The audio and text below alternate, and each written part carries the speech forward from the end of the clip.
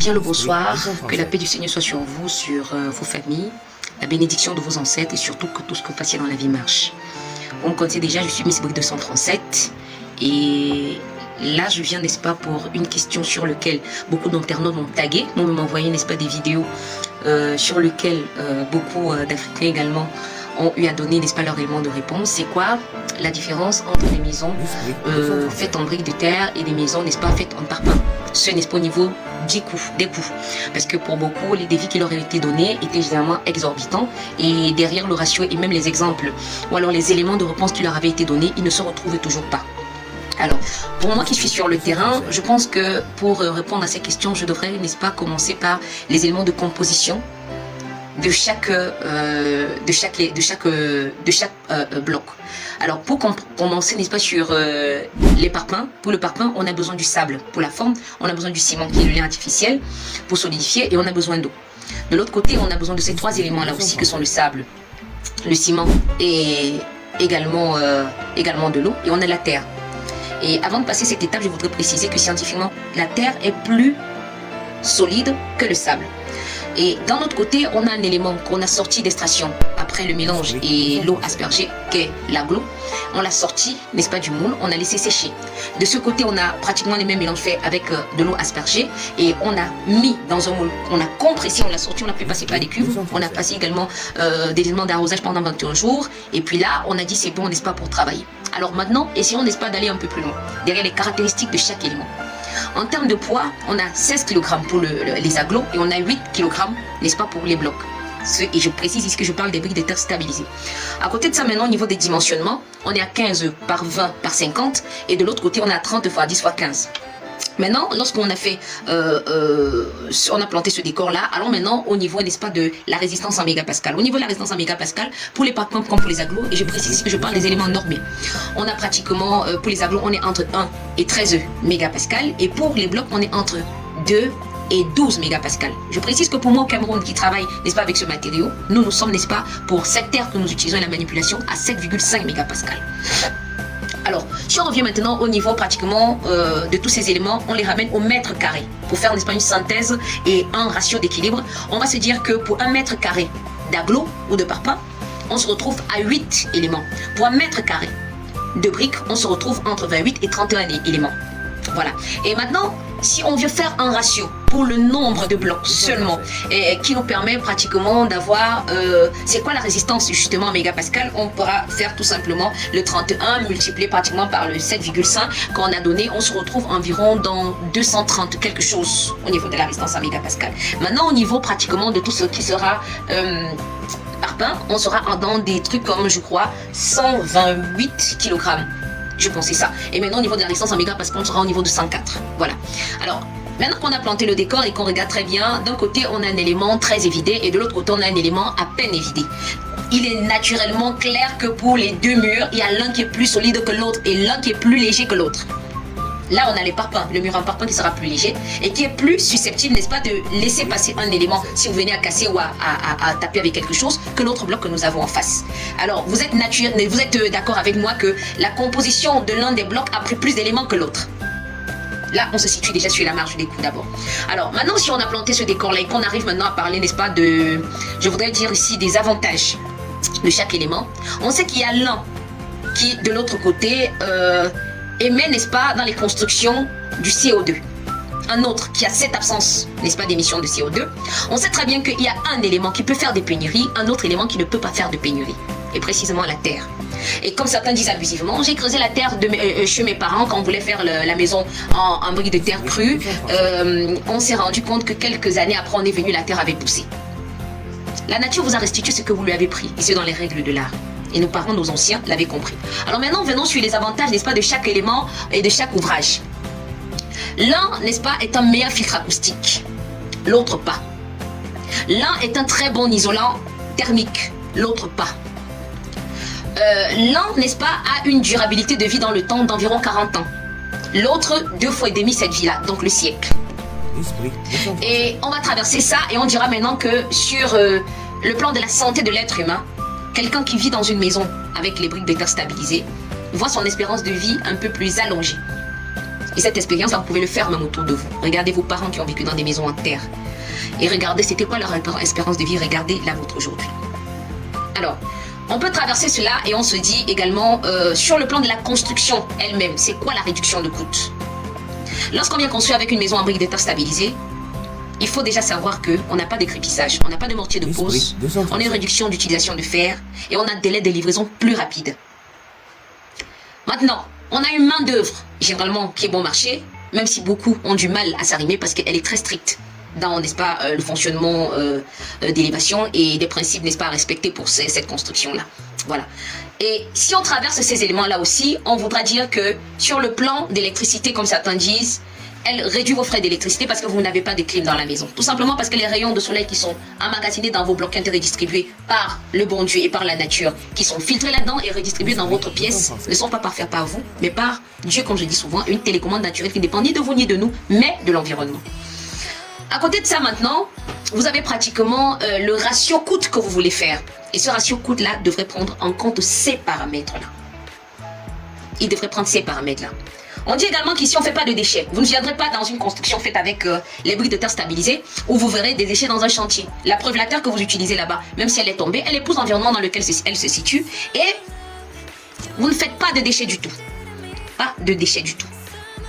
Vous êtes dans ces maisons-là, la fréquence, qu'elle soit sonore, qu'elle soit ondulaire, ou encore qu'elle soit liée pratiquement à l'air que vous respirez dans la maison, est normale et est faite de façon à ce que l'être humain qui est là-dedans, sur le plan psychique, sur le plan physique, est censé vivre de façon correcte et normale, et à l'abri de plusieurs maladies. Il vit dans une maison saine, pour dire ça comme ça. Alors si vous venez à faire un ratio coût, on devrait prendre tout cela en considération. Maintenant, je voudrais également venir sur la genèse de chaque ouvrage à travers pratiquement tout ce qu'on met sur pied. Les Occidentaux, si je me permets de dire ça comme ça, eux ont eu une période, n'est-ce pas, pour laquelle ils ont pensé à refaire leur construction dans leur pays. Il y a eu la Deuxième Guerre mondiale qui avait pratiquement tout détruit chez eux. Et ils avaient sur pied pratiquement la reconstruction de plusieurs pays qui devaient se faire. Et ils ont regardé auprès d'eux ou bien ce qu'ils avaient à portée de main. Ils avaient pratiquement du fer, ils avaient de l'acier, ils avaient également des éléments pour construire, et ce avec des agglos ou du béton. Et des reconstructions devaient être faites. Il y avait des écoles qui ont été lancées là et pour lesquelles ils ont propulsé beaucoup d'enfants, beaucoup de leurs pour aller dans ces centres-là, se former afin, n'est-ce pas, de revenir construire leur pays. Pour d'autres continents également, que ce soit les continents asiatiques et tout, il y a également, n'est-ce pas, des reconstructions, mais cette fois-là avec la philosophie spirituelle qu'ils avaient chez eux. Et vous verrez que ce soit en Chine, que ce soit au Japon, des constructions qui sont faites chez eux, qui ont leur marque spirituelle et qui sur le plan traditionnel épousent leur identité propre à eux. Vous allez également dans les pays arabes, même au niveau de l'Arabie Saoudite, vous verrez que tous les schémas architecturaux sont faits de façon à épouser leur spiritualité et leur tradition avant, n'est-ce pas, d'être ramenés au niveau de la modernisation. Alors en Afrique, nous devons et nous sommes en train de faire pareil. Pour ceux-là qui ne savent pas, la construction faite en terre crue, ou encore à Banco, comme ça a été dit au Mali, qui est la plus ancienne, qui a 117 ans d'âge, se trouve au Mali et c'est une mosquée. Je tiens à préciser ici que ce n'est pas un hasard si c'est une mosquée. Sur le plan spirituel, ça parle. Sur le plan traditionnel, ça parle. C'est une œuvre, n'est-ce pas, qui retrace les origines de ce grand pays et même du continent africain. Nous avons pratiquement des chefferies traditionnelles chez nous qui épousent plusieurs stratégies de construction. Que ce soit l'adobe, que ce soit la pissée, que ce soit la bauge, que ce soit pratiquement la façonnage, que ce soit pratiquement d'autres types encore que j'aurais oublié, mais elles sont propres à chaque tribu dans un pays. Et au Cameroun précisément, que ce soit dans le Grand Nord, vous verrez un type de construction propre. Il y a cette région-là. Vous venez à l'ouest du Cameroun, vous verrez des chefferies traditionnelles propres également à un type de construction dans ce cadre-là. Vous verrez également dans le Mbam des constructions pareilles également. Vous verrez également dans le centre des constructions pareilles. Vous verrez dans le nord, dans le nord-ouest, dans le sud-ouest des constructions pareilles qui ont transcendé le temps. Et qui sur le plan monétaire ne peuvent être quantifiées en termes d'argent. Ce que je dis la plupart du temps, nos anciens avaient pensé pour nous. Et ce qu'on fait aujourd'hui, c'est, n'est-ce pas, de moderniser. Mais vous ne pouvez rien moderniser si vous ne savez pas d'où vous venez. Si vous ne savez pas c'est quoi votre identité propre à vous. Vous voulez faire de très grandes maisons. Vous voulez faire des choses très bien. Alors, rassurez-vous. que vous avez mis à dessein ce que vous faites chez vous. Vous pouvez prendre la brique de terre, vous pouvez la crépir. Ben oui, vous pouvez la crépir. Vous pouvez même utiliser la méthode H2H, qui est une technique malienne, qui, elle, a même eu un prix au Salon de Genève. Pour beaucoup qui ne savent pas, beaucoup d'Africains ont fait tellement de progrès, que ce soit des Sénégalais, que ce soit des Maliens, que ce soit des Centrafricains, que ce soit des Tchadiens, des Camerounais, des Togolais, que ce soit des gens de l'Afrique du Sud, bien encore pour beaucoup d'autres pays, vous verrez également que c'est le cas. Maintenant, je voudrais également qu'on revienne pour des feux de brousse.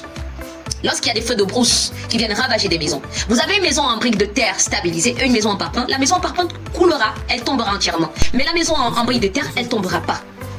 Et pour la petite histoire, moi je suis de l'ouest du Cameroun et pour ce que j'avais entendu mes grands-parents dire, à l'époque de Macky, on se cachait dans les terres, on se cachait dans les blocs. Parce qu'il y avait ce principe, n'est-ce pas, de terre brûlée qui faisait qu'on ravageait des villages. Mais on revenait à voir des gens encore vivants parce que oui, la terre ne brûle pas. On avait des balles qui tiraient et qui fusaient partout. Et il y a des gens qui témoignent du fait que des balles qui étaient tirées sur des maisons en terre ne traversaient pas. Par contre, ceux qui étaient dans des maisons en parpaing, eux se voyaient parfois tués ou alors étaient obligés de fuir pour venir se réfugier dans des maisons en terre. Il y a tellement d'avantages. Je le dis et je le redis encore haut et fort. Les constructions à briques de terre stabilisées ou alors les constructions avec des matériaux locaux, précisément la terre, sont les constructions d'avenir. Avec tout ce qui vient comme réchauffement climatique, vous ne devez pas être en arrière. Et si on se rappelle qu'à un moment, dans les SAR, on utilisait des briques de terre pour montrer aux enfants comment faire pour faire des constructions, parce que pour certains, on n'avait pas les moyens de s'offrir, n'est-ce pas, du ciment, du sable et tout ça là. Mais on montrait à des enfants comment faire pour faire des constructions. On leur montrait comment utiliser la terre. Et ça, c'était une époque, pour beaucoup, qui a été une très belle expérience. Aujourd'hui, on n'a plus de SAR. On a des enfants qui sortent des écoles qui ne savent pas lever un mur, qui ne savent pas manipuler la terre, qui est la première matière qu'ils devraient connaître. Et ça fait un problème. Sur le plan spirituel, je dis encore, lorsque vous allez sur un sol et que vous voulez utiliser la terre, vous devez demander la bénédiction de ces ancêtres là-bas. Parce que comme on dit, c'est un bouclier humain que vous prenez pour travailler. Vous avez une protection spirituelle avec ça. Et c'est dit même sur le plan biblique. Vous êtes né poussière, vous retournerez poussière. Donc, comme je dis encore, faire une comparaison en termes de coût sur des éléments calqués par rapport à des calculs faits uniquement sur tout ce qui entre dans les compositions, moi je trouve que c'est erroné. Allez sur tous les paramètres que je vous ai donnés, sur chaque espace que vit chaque ouvrage, sur les avantages que chacun d'eux a, et dites-moi si vous pouvez le quantifier seulement en argent. Il y a des choses qui traversent l'aspect monétaire. Et je le redis encore, je crois en cette technique de construction. Je la défendrai, comme je l'ai toujours fait. Et je pense pour moi que désormais, dans tous les secteurs éducatifs, on devrait encourager et prôner cela. Sur ce, je prends congé de vous. Je vous souhaite une très belle nuit. Et surtout, ne manquez pas de nous suivre et de nous contacter au besoin. Nous avons dit, nous sommes, n'est-ce pas, à Yaoundé, juste à Mendon, en face de l'immeuble Congelcam. Et nous répondons aussi 7719 55 87. Ou encore vous écrivez tout simplement à missbrique237.gmail.com. Et si vous avez besoin de devis, vous avez besoin de plans, vous avez besoin de rénover votre maison, vous avez besoin de conseils, vous avez également besoin d'achat de machines, vous avez besoin de formation, ne manquez pas, nous sommes ouverts. Sur ce, que la paix du Seigneur soit sur vous comme il est toujours sur nous.